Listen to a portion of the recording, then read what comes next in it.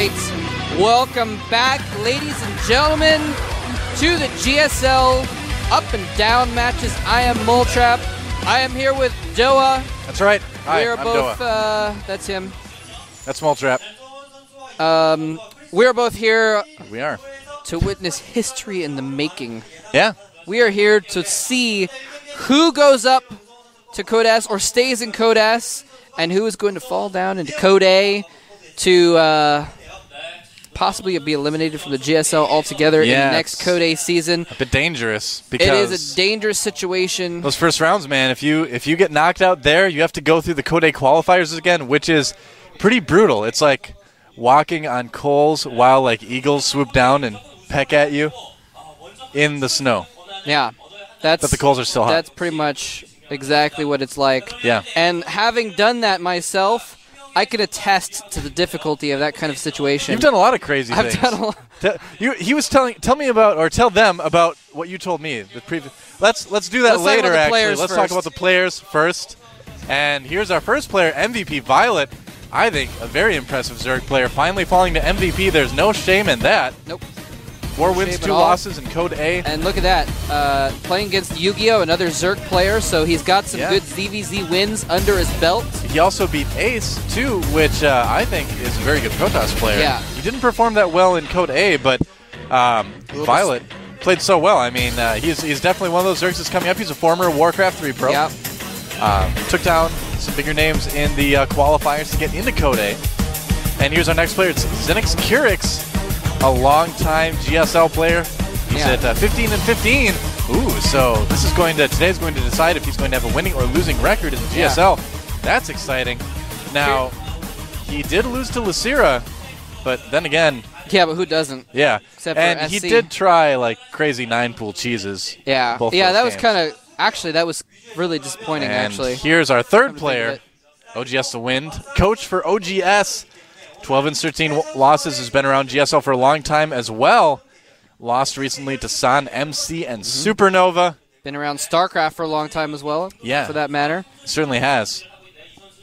But yeah, that was a little bit disappointing, the way Kyrix went out in that game. Yeah. Just kind of like did some cheesiness and didn't even try and go for a longer game. There they are. And there they are indeed. MVP Violet on the left.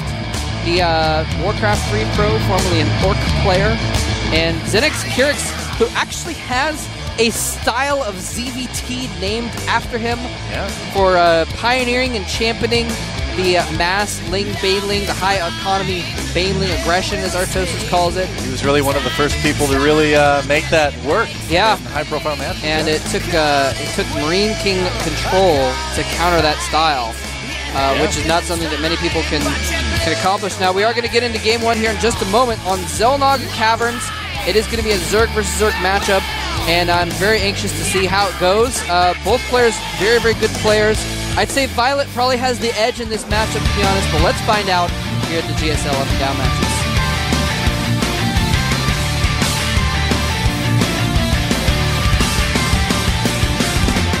Of course, a pile of diamonds holding up the GSL medallion will be given to Moltraps and my favorite player. We get to decide who becomes super rich. Will it be this red Zerg? MVP player. Find out. Billions of dollars in diamonds are on the line right now.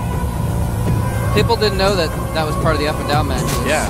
We waited till now to announce it. Big surprise for everyone. There is our blue Zerg. Member of the team ZeNEX, he is. ZeNEXKyrix. ZeNEXKyrix going for an extractor trick to get an extra drone out, whereas Violet has gone for a 10 pool. Ooh, interesting. And thanks to LG, Intel, and G-Skill for making that 10 pool possible. Yeah, a little bit of an interesting build, and he's going to squeeze out an extra drone there with the extractor trick as well, getting that pool down. And it is actually, you know, there's debate as to whether the extractor trick helps out your economy or not, but there's actually larva management to figure out. Sometimes you use the extractor trick so you can get the most out of your larva, because if you're at 3 larvae, you don't make any more. So if you can get that extra drone out and then produce that 3rd larva, you actually get an extra larva out of it. Just kind of an interesting little tidbit. And he's actually gone for gas pool up here for Kyrix. So he actually is going to have a later pool, but I think he might be able to hold it off, depending on how aggressive Violet is. Yeah, it's going to kind of depend. I mean, the spawning pool for Violet is probably going to be up pretty quickly. Yeah, and the time it takes for those lings to cross the map. I think it's going to be up just in time. Yeah, and he's going to see the lings as well. Exactly. Yeah. Drone running for its life. And ZVZ, a lot of that early game is Zergling management. I mean, you really need to have good micro in ZVZ. Yeah. Now, Kyrix actually didn't see it quite soon enough, so he didn't save up Larva to get some Zerglings out, so he's going to be a little bit rushed. And that means these 6 Zerglings rather, are going to get in there before too many are hatched. Uh-oh. And unfortunately, he only has 2 morphing right now, and he did not go for a spine crawler. He's just going to have the micros drones against this. That might not be the best way to do it. He's microing his drones pretty well, though. Oh, trying to get that surround. Pulling the hurt ones back, and there's some Zerglings popping out. So now if he fights with Zerglings and drones in that choke, he's going to be in good shape. Oh, this is not the best lineup for Kyrix right now, but the Queen pops out just in time, protecting her babies. Nicely done. And that's right. Yeah, with some pretty good drone micro, ends up with a decent... He actually has less drones, but he's in a good position, I think. So I kind of wonder if Violet did that early pool just because he's seen Kyrix do those 2 early pools in his last ZVZs, and he wanted to be safe. I kind of wonder if that was the motivation behind that. Huh. Either way, he was able to put a little bit of pressure on his opponent. Now, economy is huge in ZVZ, and right now, Violet is actually 1 drone ahead, which may not seem like a whole lot, but really in ZVZ, it is a big deal. Every drone counts, every ling counts. Yeah, there's actually... Queens, I like that. Yeah, that was actually kind of interesting. He made just those 6 Zerglings and then droned from there. And I was kind of expecting him to rally more Zerglings, but he didn't. He just went drones from there. And I kind of like that move because if you've ever done a build like that, those last Zerglings come out so late, they don't really show up to the fight in time. So it's actually better to just drone up. And he's got 2 Queens now. Oh, a really fast expansion for Kyrix. That can be a little bit risky, but oh no, it's Violet. He lost an Overlord. That is not something you want to do at all at this stage of the game. That's 100 minerals that could be spent on 2 drones. Yeah, but here's the thing. Zergling speed is about to finish, and before that Overlord died, before he was supply blocked, he made 14 Zerglings. He's now sending a force of 24 Speedlings out onto the map, and Kyrix has an expansion up. No forces to speak of. He's just dropped out some larva, but I don't think it's going to be enough. And that's the right decision. He needs all the minerals he can get for spine crawlers and lings. Putting down 1 right now, but yeah, they get in, it's around. Block the ramp, and the Queens are going to go down. And that's just bypassing the spine crawler. That is going to be basically it. That's game there, ladies and gentlemen. That is not what you want to have happen. He's got a Roach Warren up, but he's going to lose every single drone before the Roach is hatched. Link's coming out, and actually, Kyrix may barely hold this. I don't think he's going to be able to, though. Maybe he will. He actually... canceling the spine crawler at the very last second. Yeah, he holds, but it's 21 drones to 8. He literally has triple the economy of Kyrix right now, and Kyrix is actually producing... well, he produced a couple more lings, and now he's trying to drone up again and get another queen, but there's no way he's going to catch up in economy. Yeah, so that may not seem like it, but that really is the game right there. I mean, it is so difficult to come back from a situation where you're that many drones behind in ZVZ. And it all comes down to that incomplete wall off. Those queens were not on hold position. The Zerglings were able to just kind of squeeze through, kind of like run under their skirts, so to speak. And, Violet is still producing Zerglings. He's getting his Roach Warren. I like the Roach Warren because basically at this point he's got such a better economy. All he has to do is make roaches, and no matter what Kyrix makes, the roaches will counter it. There's no way he can make enough of anything to beat mass roaches off this soon-to-be 2-base economy. He might just win with these extra Zerglings, though. Yeah, well, Kyrix, he's trying to make some roaches himself, but like you said, it's just not going to be enough. Here come a ton of Zerglings from Violet right now. It may not even matter. The roaches are about to pop. And the Lynx get the surround on the Queen right now. Roaches do okay against Speedlings. And those Lynx not really doing a whole lot. Getting kind of bunched up there a little bit. He may just decide to pull back. Yep, he is indeed doing that. Yep, pretty nice defense. If you can get your roaches in a little bit of a wall like he did in the middle of the mineral line, they're actually very good against Speedlings. However, I lost some more drones. Back down to 9 drones. Yeah, for Kyrix, so he can keep those roaches on that ramp and get a few more drones, but it's only a matter of time until Violet produces 3 or 4 times the roaches and just charges up there. Yeah, when you're on 2 base like this too, you're kind of on cruise control. You know you can just go Speedling Roach and win like that.